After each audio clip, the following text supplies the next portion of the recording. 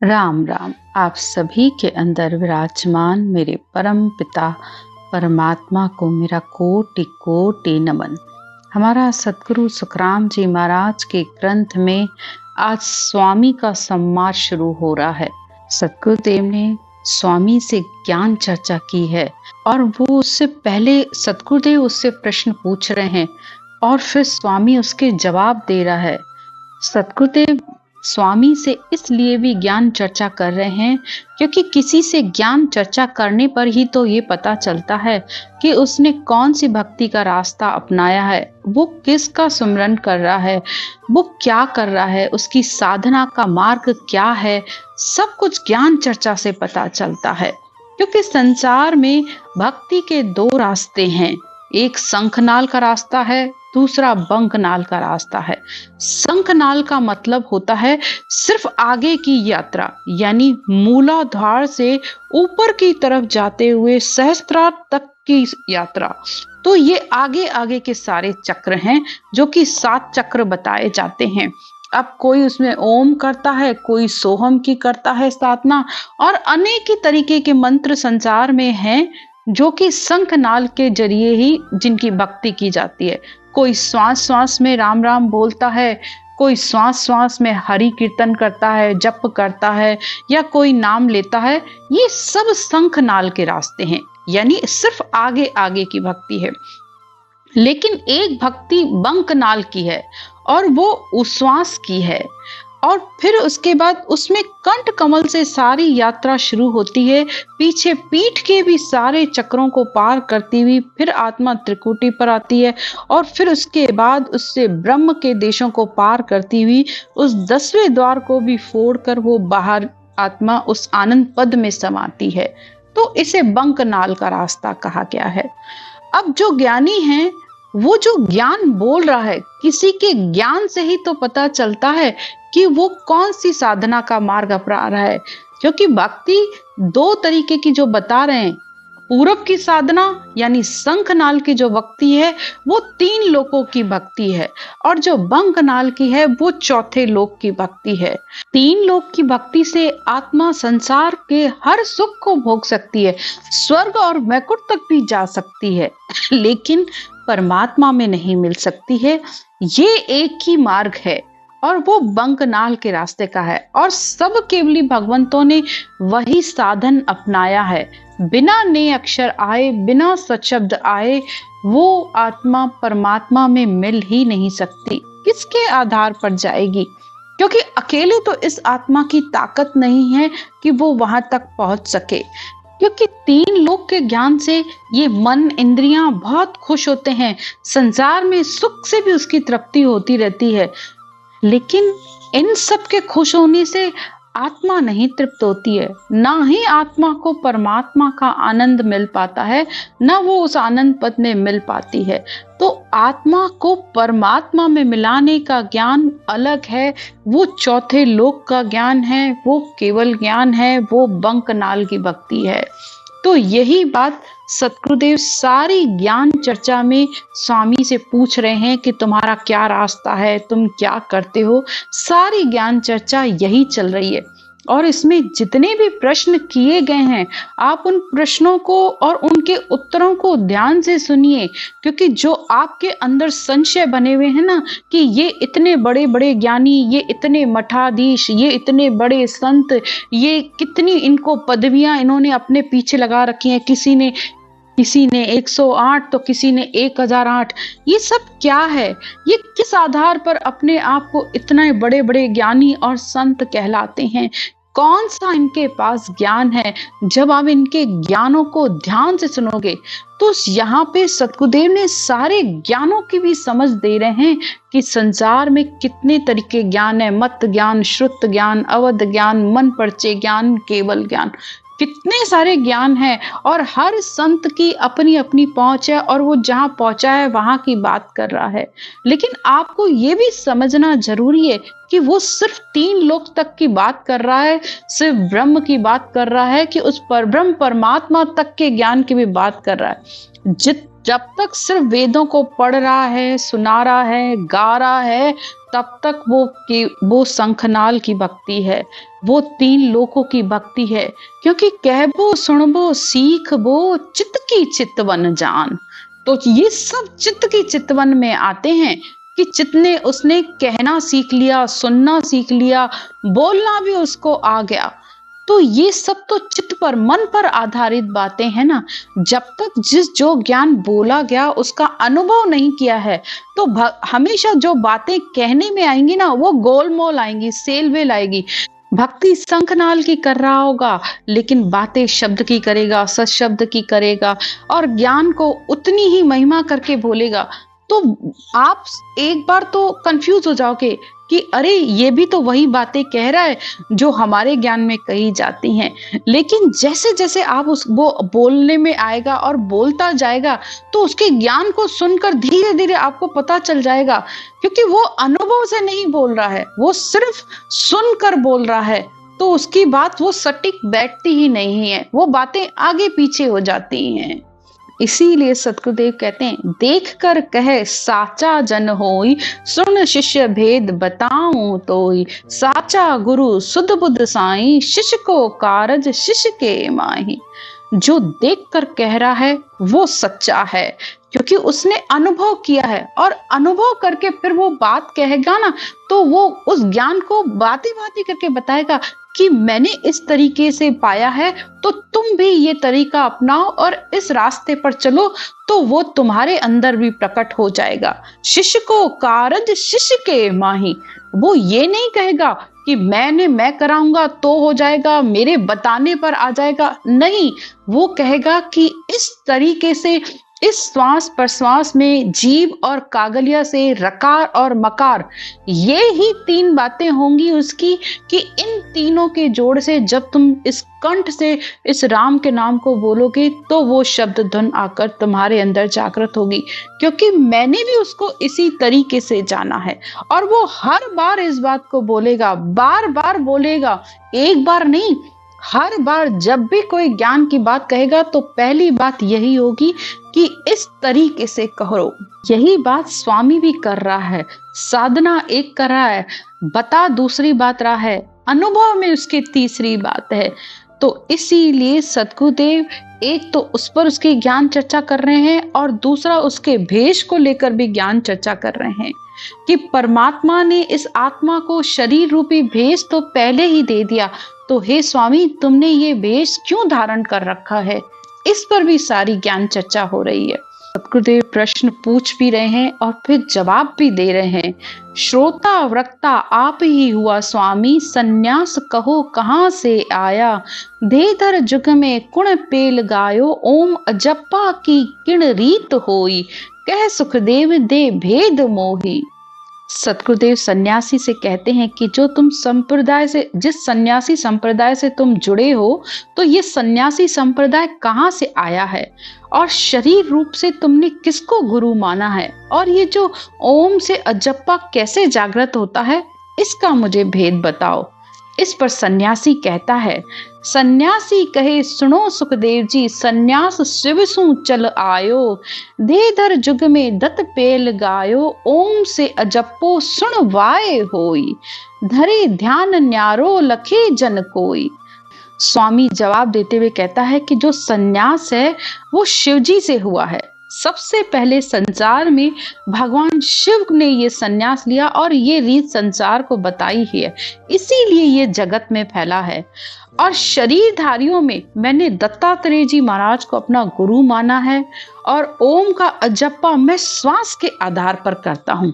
आ गई वही बात कि किस आधार पर करते हो। सतगुरुदेव जो पूछ रहे थे कि एक भक्ति सिर्फ श्वास श्वास में है, दूसरी उस श्वास की है, तो श्वास श्वास में आप भले राम राम बोल भी रहे हो, सारा संसार बोल रहा है श्वास श्वास में राम राम, लेकिन वो श्वास ब्रह्म है, नीचे का श्वास माया है। इस बात को समझ लीजिए, क्योंकि ब्रह्म तक माया क्यों नहीं छूटती है, क्योंकि वो सिर्फ श्वास श्वास में बोल रहा है। तो श्वास में तो सारा संसार बोल रहा है ना। अगर कोई मौन धारण करके बैठ गया है, तो मन से वो राम राम कर रहा है। तो मन से, इंद्रियों से अगर वो कर भी रहा है तो उससे ने अक्षर नहीं आएगा। और तुम कह रहे हो कि ओम की साधना श्वास के आधार पर कर रहा हूं, तो उससे तो ये शब्द ब्रह्म सत शब्द ने अक्षर नहीं आने वाला है। फिर सद्गुरुदेव पूछते हैं, कौन देश में मंडी तुम्हारी, कौन शब्द को घाओ। सुखदेव कहे सुनो स्वामी जी, किसे पंथ को ध्याओ। अब सद्गुरुदेव पूछ रहे हैं कि चलो ठीक, ओम की साधना तुम कर रहे हो, श्वास के आधार पर कर रहे हो, तो तुम किस देश में पहुंचे हो? खंड में हो, पिंड में हो कि ब्रह्मांड में हो? किस जगह तुम्हारा शब्द का जाप हो रहा है? तुम्हारा कौन सा रास्ता है? शंखनाल का रास्ता है कि बंकनाल का रास्ता है? दोए पंथ दोए है गेला, दोए नाला दोए बाणी। सुखदेव कहे सुनो स्वामी जी, किसी राह तुम जानी। फिर सद्गुरुदेव उससे ये भी पूछ रहे हैं कि ये जो ऊपर की साधना करके चढ़ने में जगत के दो रास्ते हैं, यानी ये पूरा संसार दो तरीके से ऊपर ब्रह्मांड में चढ़ता है, एक शंखनाल के रास्ते से, दूसरा बंकनाल के रास्ते से। तो शंखनाल में वो मूलाधार से अपने श्वासों को ऊपर ले जाते हुए नाभि से, हृदय से, कंठ कमल, ये सारी साधना त्रिपुटी ब्रह्मांड करके सहस्त्रार्थ चक्र तक पहुंचता है। तो ऊपर की श्वास जाने का एक रास्ता तो ये है। दूसरा रास्ता पूरब का है, जो भी कंठ, हृदय, मध्य, नाभि, ब्रह्म कवल, गुदाद्वार, पीछे शेष लोक, बंकनाल, मेरुदंड, फिर सिर से ऊपर आकर त्रिकुटी, फिर ब्रह्मांड, फिर पार ब्रह्म। दूसरा ये बंकनाल का रास्ता है। तो ऊपर जाने के दो रास्ते, और एक श्वास की भक्ति है, दूसरी उस श्वास की भक्ति है। तो तुमने कौन सा रास्ता चुना है? ये सारे प्रश्न सतगुरुदेव स्वामी से पूछ रहे हैं। जब भी कोई ज्ञानी मिले, कोई भक्ति करने वाला मिले, या किसी के सत्संग में जाते हो, कोई आपका करीबी है, तो उससे ज्ञान चर्चा करनी चाहिए। ज्ञान चर्चा करने पर ही तो आपको पता चलेगा कि उसकी साधना का मार्ग क्या है, वो क्या करके आगे बढ़ रहा है, कहाँ तक उसकी पहुंच है, कहाँ जाके वो स्थिर होगा, उसका ध्यान किस देश तक उसकी पहुंच है। ये सारी ज्ञान चर्चा करने से आपको भी समझ में आएगा कि आप क्या कर रहे हो और सामने वाला क्या कर रहा है, और वो कहाँ तक पहुंचेगा। क्योंकि बिना जानकारी के तो संसार में भी कहीं नहीं जाया जा सकता है। आप घर से निकलते हो तो सोच के निकलते हो कि आज घूमने जा रहे हो किसी जगह पे, या सब्जी खरीदने जा रहे हो, या कपड़े खरीदने जा रहे हो, कि मॉल जा रहे हो, कि फिल्म देखने जा रहे हो, कहाँ जा रहे हो, या देश में जा रहे हो, विदेश में जा रहे हो, जाना कहाँ है, सबसे पहले आप इस बात का निर्णय लेके निकलते हो। तो जब संसार में यही रीत है, तो परमार्थ में भी है कि भाई मैं ये भक्ति कर रहा हूं, तो यहाँ ये करके मैं कहाँ तक पहुंचूंगा, क्या मेरी आत्मा का कल्याण होगा, क्या मेरी आत्मा परमात्मा में मिलेगी। सब बातों की समझ करके आगे बढ़ो। फिर सतगुरुदेव पूछते हैं, कैसो पंथ तुम्हारो कहिए, कौन नाल को छेदी। सुखदेव कहे सुनो स्वामी जी, किसे पंथ का भेदी। सतगुरुदेव फिर पूछ रहे हैं कि तुम्हारा कौन सा साधन है, शंखनाल का, बंकनाल का, या किसके आधार से तुम कौन सा साधन कर रहे हो, तुमने क्या छेदन किया है, किस पंथ को तुमने अपनाया है। सारे प्रश्न पूछ रहे हैं। कौन तुम्हारा गुरु गुसाई, कौन तुम्हारा चेला। सुखदेव कहे सुनो स्वामी जी, कौन संग नित खेला। कौन तो तुम्हारा गुरु है, किसको तुमने अपना चेला बनाया है, तुम्हारा स्थान श्वास के आधार का है कि उस श्वास के आधार का है, तुम किसके साथ हमेशा खेलते रहते हो, यानी किसके आनंद में रहते हो। सारे प्रश्न सतगुरुदेव पूछ रहे हैं और स्वामी उसके उत्तर भी दे रहा है। उसके उत्तरों को ध्यान से आप सुनिएगा, क्योंकि जो उत्तर वो भेषधारी सन्यासी जो उत्तर दे रहा है, उसको आपको भी समझ में आएगा कि वो कौन सी भक्ति की बात कर रहा है, किस रास्ते से वो ऊपर चढ़ा है। फिर स्वामी कहता है, सत शब्द है गुरु हमारा, चित्त हमारो चेलो। स्वामी कहे सुनो सुखदेव जी, मन सुरत संग खेलो। अब आप यहाँ पर ध्यान दीजिएगा कि स्वामी कह रहा है कि मैं सत शब्द का ध्यान करता हूँ, चित्त से चिंतन करता हूँ, यही चित्त को ही मैंने अपना चेला बना रखा है, और मन लगाकर सुरत के द्वारा सत शब्द का ध्यान करता हूँ। अब यहाँ ध्यान देने वाली बात क्या है, कि कह क्या रहा है कि मैं ओहम की साधना करता हूँ, श्वास के आधार पर करता हूँ और पूरब का रास्ता मैंने शंखनाल की भक्ति का रास्ता अपनाया है। अब यहाँ ध्यान देने की जो बात है वो ये है कि जो पूरब की साधना में आगे ऊपर की तरफ चढ़ते हैं, यानी जो मूलाधार से ऊपर की तरफ चढ़ते हैं, ब्रह्मांड में जाते हैं, तो उनको भी अक्षर ध्वनि सुनाई देती है। क्योंकि जब उनसे बात करो तो धुन की बात करो तो वो भी ये कहते हैं कि हाँ, हमें भी धुन सुनाई देती है।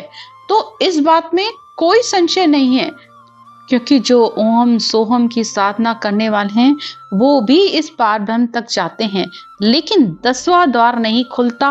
पहली तो ये बात, 10वें द्वार तक जाते जरूर हैं लेकिन 10वां द्वार खुलता नहीं है।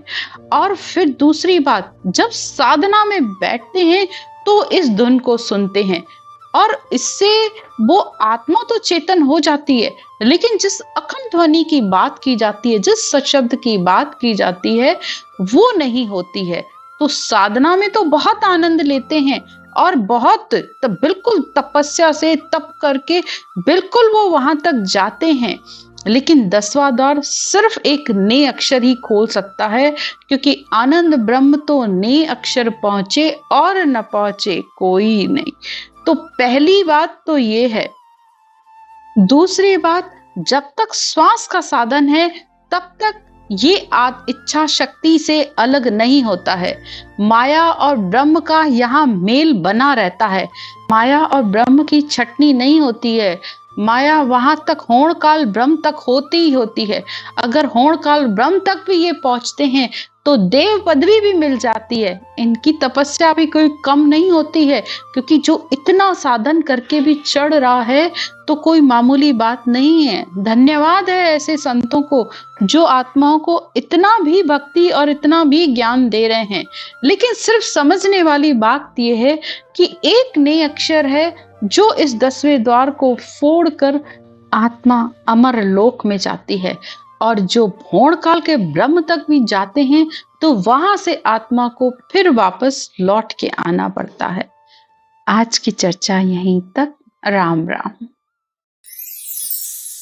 सिमरन की विधि। सिमरन करने का तरीका बहुत ही सरल है। सबसे पहले आप अपनी इस श्वास को समझिए। हमारी नाभि से जब हम श्वास को ऊपर की तरफ ले जाते हैं, यानी नाभि से गहरा सांस लिया और वो नाक तक गया और फिर वापस उसे नीचे छोड़ा तो वो नाभि में गया, यानी ये श्वास अंदर गोल माला की तरह हमारे अंदर घूमता है। थोड़ा सा आप इस श्वास को देखने की कोशिश करिए। गहरा श्वास लिया, जब श्वास नाभि से लिया तो उसमें आपको राम राम बोलना है, और जब छोड़ा तब भी राम राम बोलना है, वो भी कंठ और जीभ के साथ।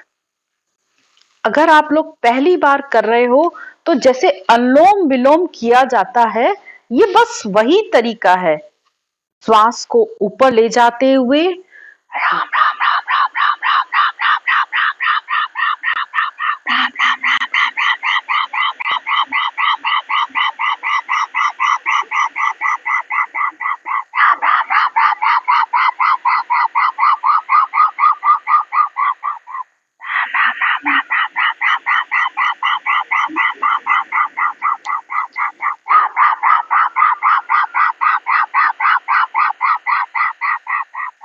श्वास को देखते हुए आपको सिमरन करना है। ये सिमरन की विधि है। जब आप इस तरीके से सिमरन करते हो तो वो सत्शब्द शब्द ब्रह्म ने अक्षर आकर इस कंठ कमल पर जागृत हो जाता है।